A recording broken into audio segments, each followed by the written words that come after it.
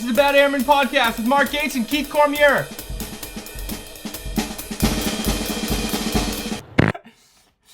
Black long sleeve. Wow. Oh, dude, and little dicks. So I'm getting my office. This is actually my office. Oh shit. But look at this fucking table I'm building.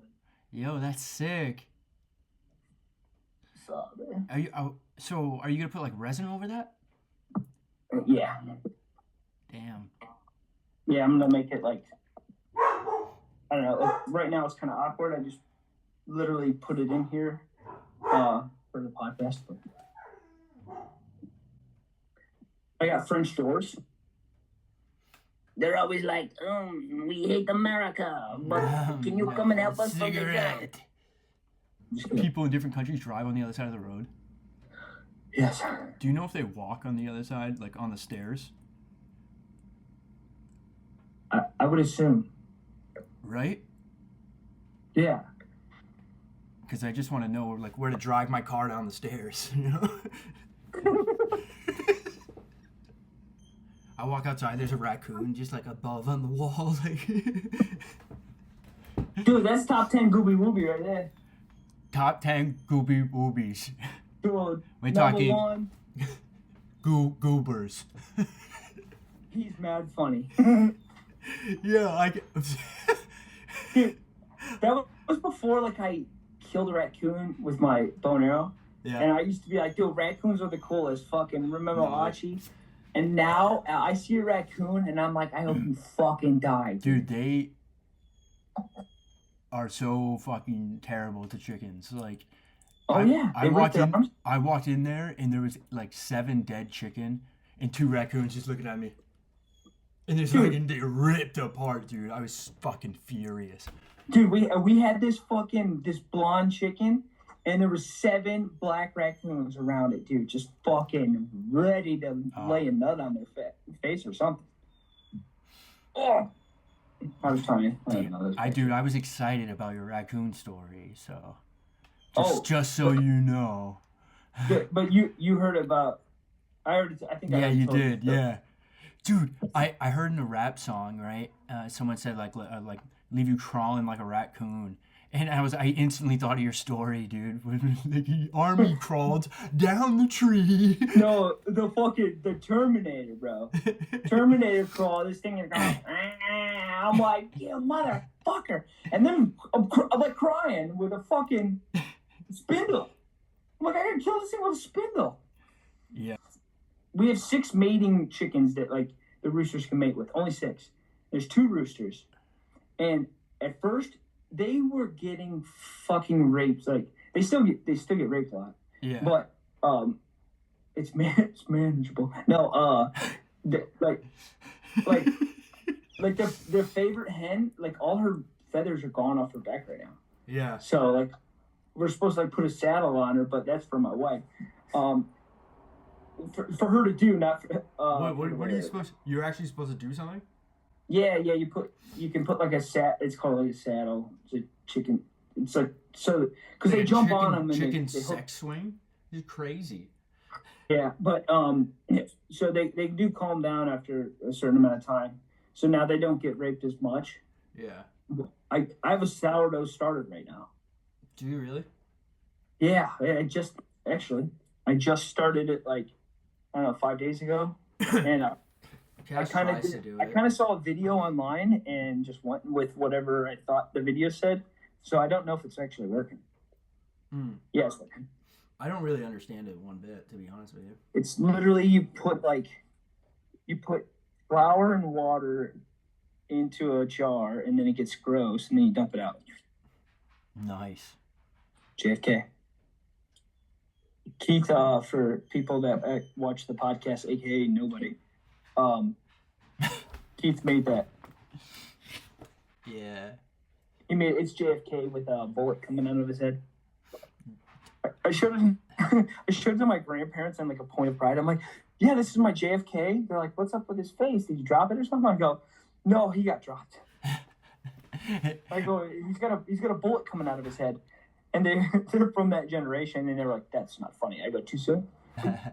You can tell just by like how fiery someone is. Like, with the thing. Yeah.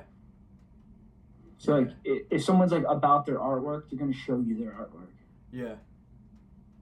Yeah, but, dude, I'll tell you what, like, the art life was really weird for me because, like, during that time, I was going through crazy shit, you know? That's what brings That's what it is, yeah. That's... You don't have a way to explain it, so you do it. You just do work. Yeah. The outward expression. Dude, okay, so, like, I had to go live in the fucking gallery, the art gallery, because I had nowhere to live. You know what I mean? So, like... Oh, really? Yeah, it was... So, like, we weren't supposed to do that. So, like, I would go... Dude, this shit's crazy. So, like, this is right when I first got this job, too, that I'm working now. I would work from 2:30 to 10:30. I'd get off I'd show up to the factory at 11. I'd break in with a knife, and I'd fucking get into the factory, and then I'd walk into our gallery space that we had, and I'd fucking sleep in there till 6 in the morning, and then, like, fucking get out before maintenance shows up. Yeah, there was a bathroom there and a shower there because there was a gym that was a part of it. In 1 month, I made something like 100 paintings. I was averaging like 1 month 100 paintings. So like by 2 months I had 200 fucking paintings that like I filled this whole fucking place with because I lived in there.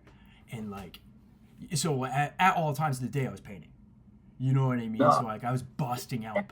That's how you get good at shit. Yeah, so I surrounded myself in it, but like was also like just going through so much shit, dude. And like, so they charged me to like sleep there, you know what I mean, like secretly, you know. So I would sell my paintings and then give that money to afford me sleeping there. That's the perfect like recipe to make an artist. Yeah. Oh yeah, yeah. I just paid my rent off. Or just for success, period, because like the internal strife that you're going through at that time is the only motivating factor that will make you great at something. Dude, I filled up all the walls of the place like in like 2 months, dude, and I walked in there, I fucking bawled, bro. I just looked at all my paintings that I had done in the 2 months and just cried. I was like, just like, fuck, dude. Why would you cry? Like out of pride or just the fact that you're in that situation? I couldn't explain it. It's like, but like you were put to the point where you I had nothing, but you had things. That's the thing, yeah. That's cool. I could make something even though I had nothing.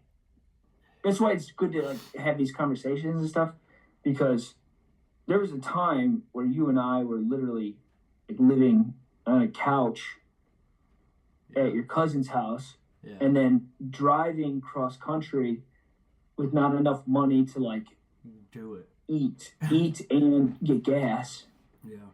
And then also like, you know, trying to figure out who we were. Yeah. But you're not painting those paintings without those experiences too. So like I was talking to my grandma the other day, and I go, and I think my mom was sent as like she was basically an angel, and she lived her life to God's fulfillment of it, just to teach me the perspective so that I can be great. You know what I'm saying? Yeah. Like because that was her whole lot in life. She just wanted to be a mother, so she got to live out her life in it hurt. Like our perception that she was hurting the whole time, but it's kind of like she took the pain so that we could learn the lesson of what not to do. Right? Yeah. So I was telling my grandma, I'm like she goes, yeah, I still get sad about that. I go, I would be happy. I go, your daughter has impacted me so much that like my brain thinks of like other people with empathy now, and before she died, like I never thought about anybody. This kind of stuff I think about all the time. Another serious one, fucking comment. I was thinking that. Dude, I'm telling you, the last one that I edited, I'm like, bro, this is sad, bro. I felt for you, like, and like I get to like really see it when I'm editing, bro. Like, this is crazy. okay, so like I showed up as a first responder for a stabbing and the guy died, you know. Mm-hmm. But when I replay it in my head, and I know this didn't happen, when I replay it in my head, I feel like I can see him, the one who got stabbed, yelling at his buddies like, "Help me!" And I wasn't there for that. Do you think that because it's such a thing, like it's a waste, right? You're trying to rationalize why it happened, and you're trying to associate like the time before it happened. You're trying to make sense of it, and like he must have been asking out for help. Yeah. You know what I mean? Like yeah. It doesn't make sense. Even like when I first got there, all seriousness, I looked at him and I said, "Man, this guy's got some weird birth defects," because my body wouldn't let me realize that it was his intestines all out, you know. Fuck. Yeah, that'd be tough. Yeah, so I don't think I've seen anything that traumatic. Dude, I had to shovel up his intestines and put it in a fucking bag. A shovel. It was flat one. I don't know. It looked like they just paved with it, dude. It was a coal shovel, because his family was from Appalachia. Bro, yeah, but I think about that. Like, I feel like I can see. That's traumatic. That's post-traumatic stress. I don't know. Yeah. I put myself in a situation where, and this is like one of the things I've talked to counselors about, where I used to run the track in Herat, and they had like a hospital on base. And I running by the hospital one time, and there's just this kid there, and he's got like a fucking cut down his face, and he's outside just like walking around. It's not like he's hurt right there. Yeah. He had a cut down his face all the way, and like you could just see it. Like, dude, he must have got split open. Yeah. And my brain at that point went, "Oh fuck! Like, what about the kid's parents? If he's here right now, what happened to his parents? Like, what has that kid seen to have to be on this base right now?" And I go, "Why the fuck? Like, what are we doing? Oh my Why are we God, here? yeah.